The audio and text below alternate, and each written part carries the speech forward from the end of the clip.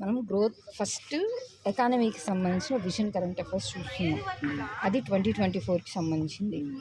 Just ఇక్కడ explanation అవేం కాదు, కానీ ఖచ్చితంగా దీని నుంచి కరెంట్ అఫైర్స్ అనేవి మనకు ఏమంటారు హోలిస్టిక్గా ఉంటుందని చూస్తున్నాం. 23 జాన్ నుంచి డిసెంబర్ వరకు ఉన్నవి.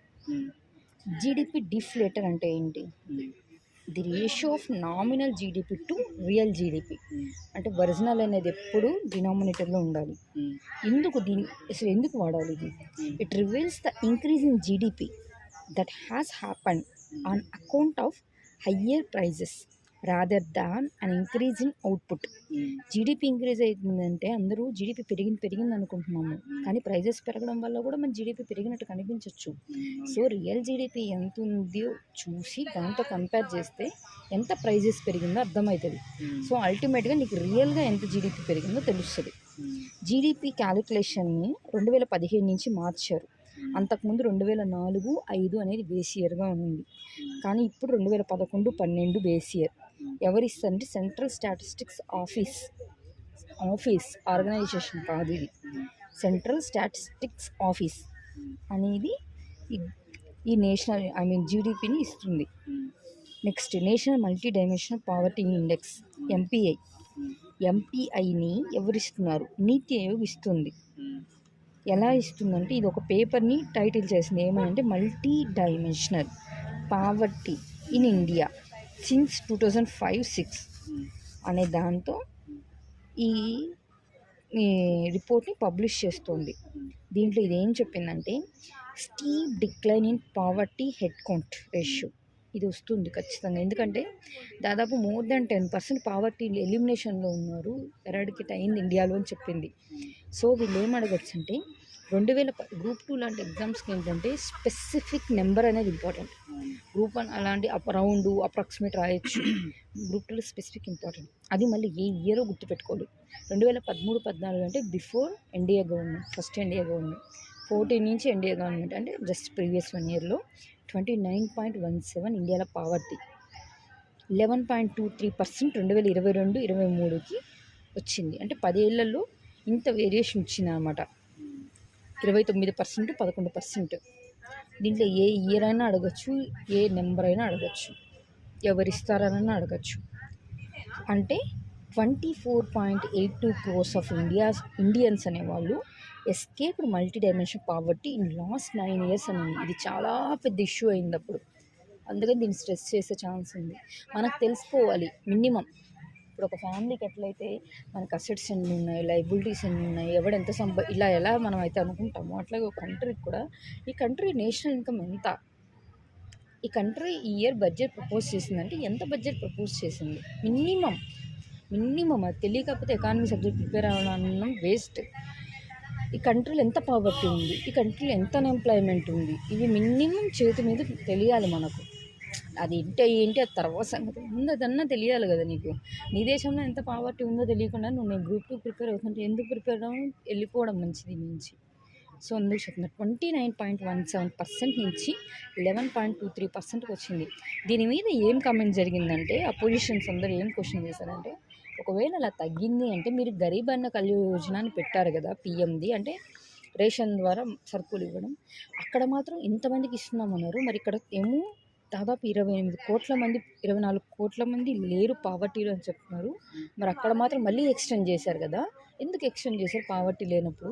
మీరే చెప్తున్నారు ఒకవైపు పావర్టీ లేదని, ఇంకో పక్కన ఇంతమందికి పంచుతున్నాం అంటున్నారు. ఏంటి రేషనాలిటీ ఏంటి అని క్వశ్చన్ చేశారు దీన్ని.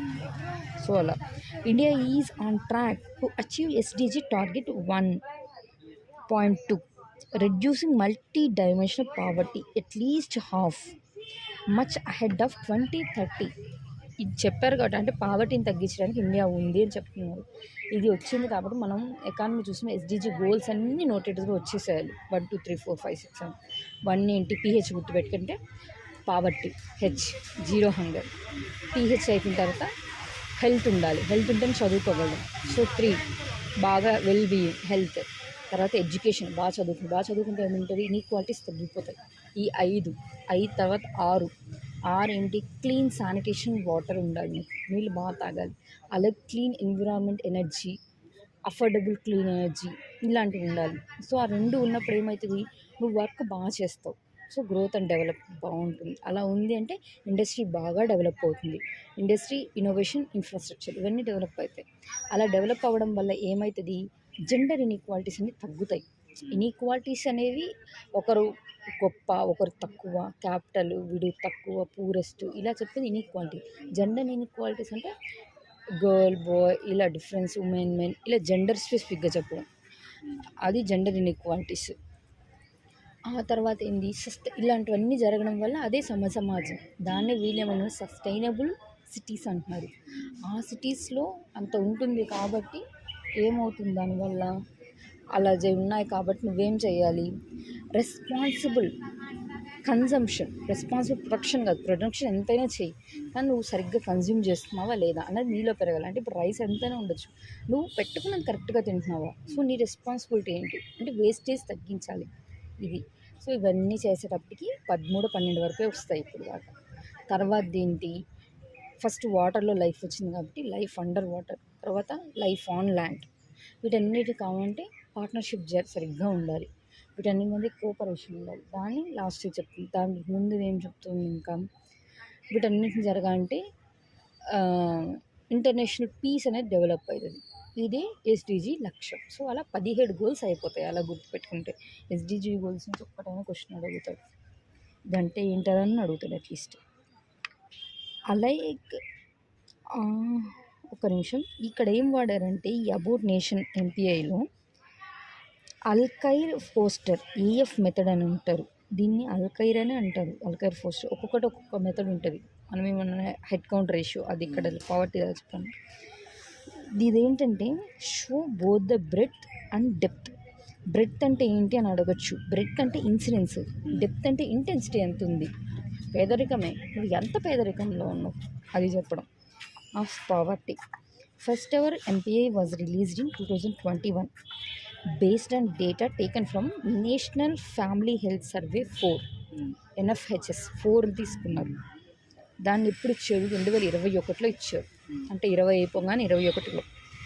Next, under the government's global indices for reforms and growth GARG. ఇది ఎవరి ఇనిషియేటివ్, GARG ఇనిషియేటివ్. ఇవే అడుగుతారు, ఎందుకంటే 2 స్టేట్స్లో ప్యాటర్న్ మారింది. ఇంకా సోదిలో పోరు, కొంచెమైనా మారుతుంది, కరెంట్ అఫైర్స్ ఇష్యూసే వస్తాయి. Global indices for reforms and growth GARG initiative. NITI Aayog is the nodal agency for MPI. Next, ఇక్కడ ఇంకోటి విషయం ఏంటి ఉందంటే, ఇందాక చెప్పా కదా ఏఎఫ్ మెథడ్ అని. ఈ మెథడ్ ఏం చెప్తుందంటే, defines people as poor or not poor based on the dual cut off counting method. AF మెథడ్లోనే ఇది వాడే ప్రొసీజర్ ఏంటంటే dual cut off counting method అనే దాన్ని యూజ్ చేస్తుంది ఇక్కడ. నెక్స్ట్, ఇక్కడ మొత్తం ఎన్ని తీసుకున్నారంటే 10 ఒరిజినల్ ఇండికేటర్స్ నార్మల్గా ఉన్నాయి వరల్డ్ వైజ్. దానికి ఇండియాలో నీతి ఆయోగ్ ఏం చేసింది, 2 ఎక్స్ట్రా కలిపింది.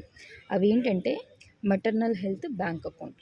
బ్యాంక్ అకౌంట్ ఎందుకు, ఇంక్లూజివ్ గ్రోత్ కావాలంటే బ్యాంక్ అకౌంట్ అందరినీ ఫార్మల్ సెక్టర్లో తీసుకొస్తుంది, అందరినీ బ్యాంకులతో కనెక్ట్ చేస్తుంది, ఇది బ్యాంకింగ్. ఇంకొకటి మెటర్నల్ హెల్త్, ఎందుకంటే మనం వెల్ఫేర్ స్టేట్ కాబట్టి మెటర్నల్ హెల్త్ చూస్తున్నాం. సో మొత్తం ఎన్ని ఉన్నాయని అడగచ్చు, 12 ఒరిజినల్ ఎన్ని ఉన్నాయని 10.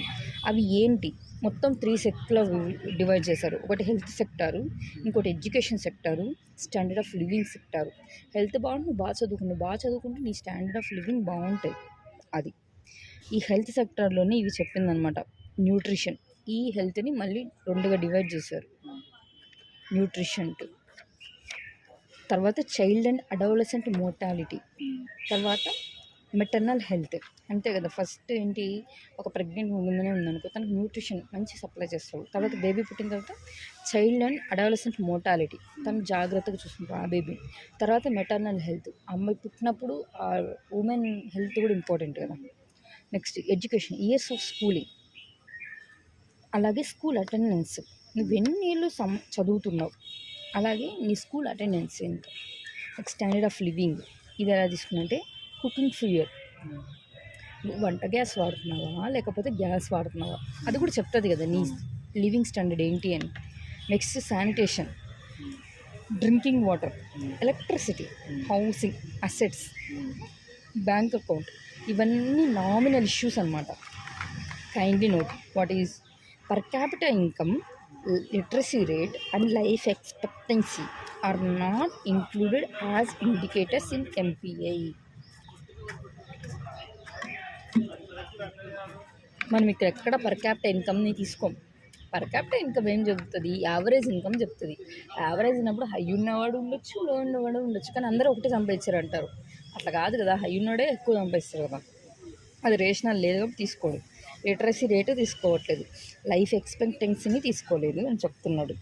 Next global multi dimensional poverty index, global MPI 2023లో ఏంటి అంటే ఇది ఎవరు ఇస్తారు అసలు?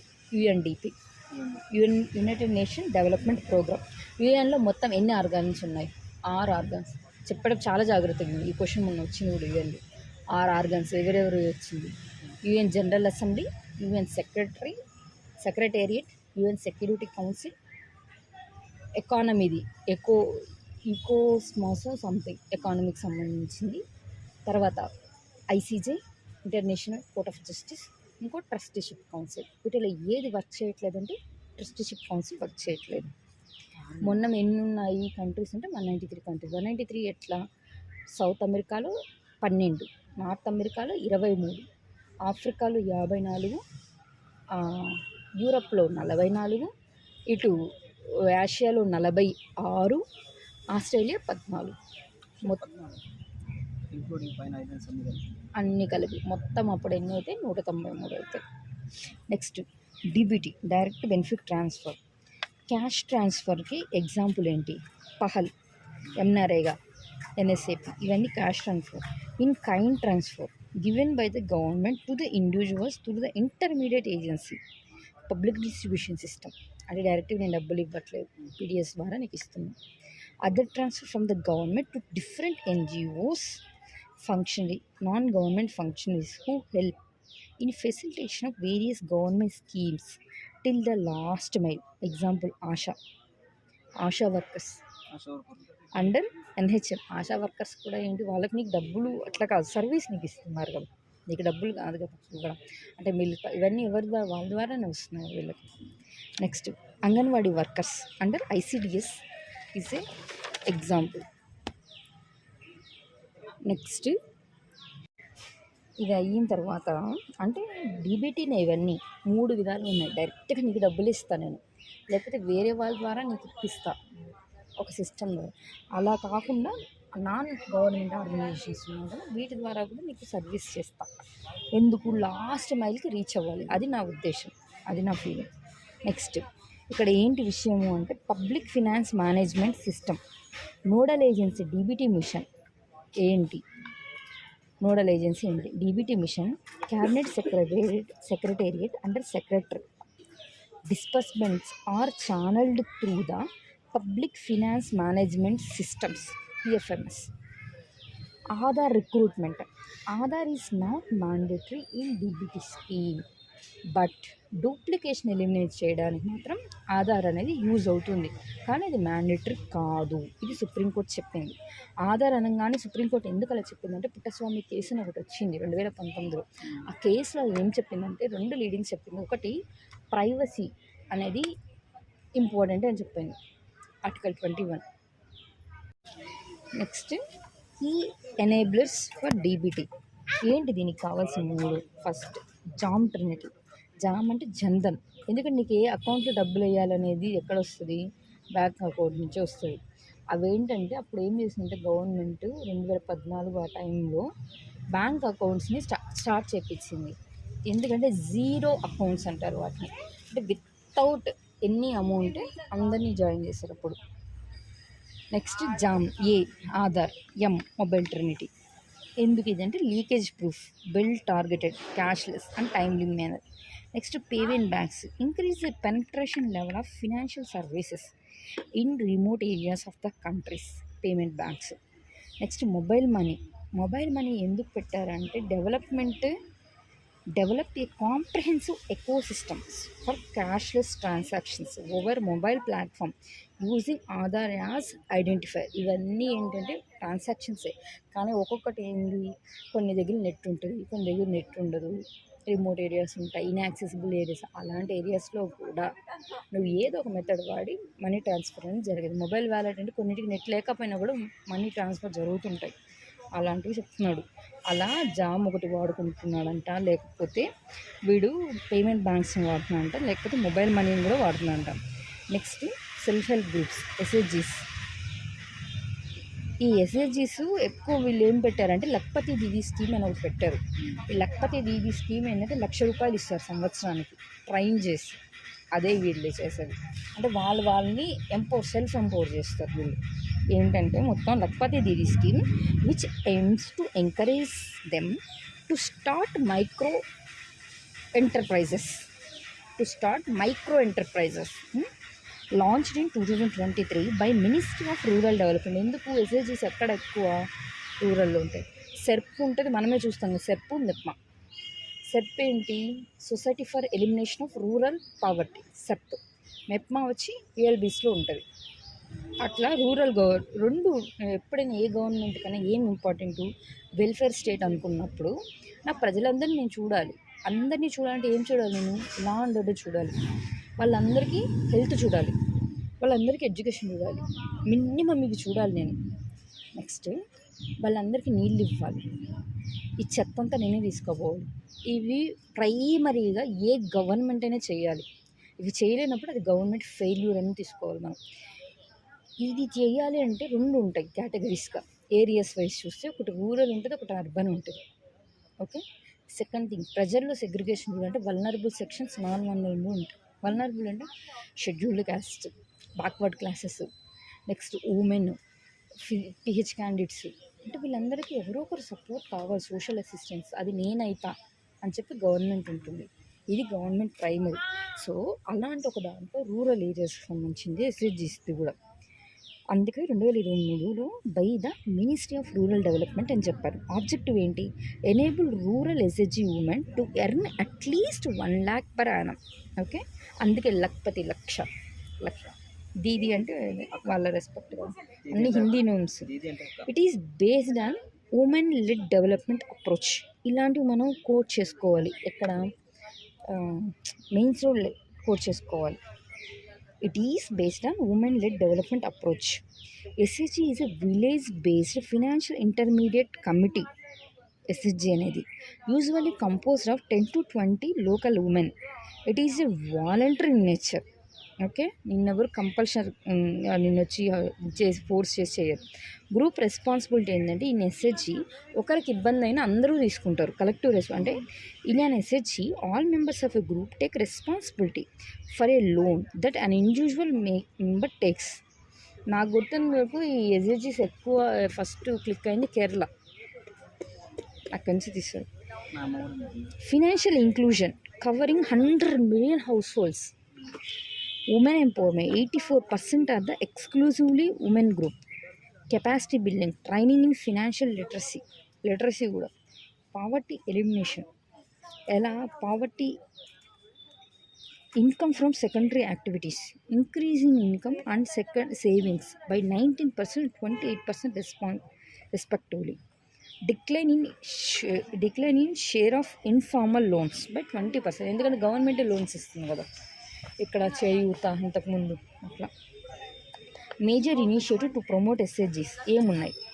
డిఏవై, ఎన్ఆర్ఎల్ఎం స్కీమ్స్ మాత్రం ఇలా నోటెడ్కి రావాలి, లేకపోతే ఎగ్జామ్ చేయలేరు గ్రూప్. బట్ అసలు ఇప్పుడు వచ్చేటివి కూడా కాదు, అసలు వాటి ఆరిజిన్ ఏంటి, వాటి పుట్టు పూర్వతలు మొత్తం తెలుసుకోవాలి. అది ఇలా ఫింగర్ టిప్స్ మీద ఉండాలి. ఏంటి దీనిలో అంటే డిఏవై, ఎన్ఆర్ఎల్ఎం అదొక స్కీమ్. నెక్స్ట్ ఎస్విఈపి అదొక స్కీమ్. నెక్స్ట్ ఎంకేఎస్పి అదొక స్కీమ్. డిడియు జీకేవై అదొక scheme.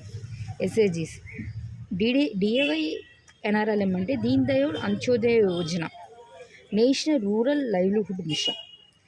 ఎస్విఈపి startup village entrepreneurship programme. Next Deen Dayal Upadhyaya Grameen Kaushalya Yojana, ఇది DDU GKY. SHG bank linkages project, ఇది ఎవరు చేస్తారు? Rural development. SHG banks linkages. Next recently report title micro matters macro view was released by microfinance industry network MFIN. Micro finance in India అదొకటి. చాలా దీని వరకు physical policy నుంచి మళ్ళీ ఇంకో స్టార్ట్ చేయాలి.